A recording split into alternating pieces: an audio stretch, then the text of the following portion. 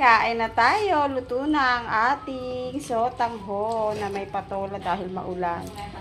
Magsabaw tayo.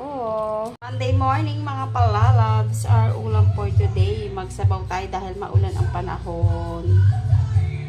Hello mga palalabs. Another day, another rainy morning. Kaya naman, magluto tayo ng masabaw. Ayan, nag-isa na nga tayo dyan ng bawang sibuyas at nilagay na natin yung chicken cubes. Nagluto tayo ngayon ng chicken sotang soup at ilagay na nga natin yung ating chicken na binabad natin sa konting asin, paminta at konting paprika at ayan, lutuin natin yung manok. Pag ganyan na yung manok, lutong-luto na yan mga palalab.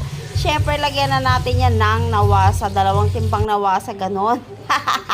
At pakuluin natin yan, syempre, timplahan ng naaayon sa ating panlasa mga palalabs. At ayan, nilagay na natin yung ating sotanghon. Kayo ba mga palalab, binababad nyo pa yung sotanghon bago nyo nilagay? Ako minsan nirerekta ko na lang, pero kanina binabad ko ganon. At ayan, pag kumulo na mga palalabs, ilagay na natin yung patola, pwede rin sayote, bahala kayo kung anong trip nyo. Basta ayan, kain na tayo. Kain na tayo. Luto na ang ating sotangho na may patola dahil maulan. Magsabaw tayo.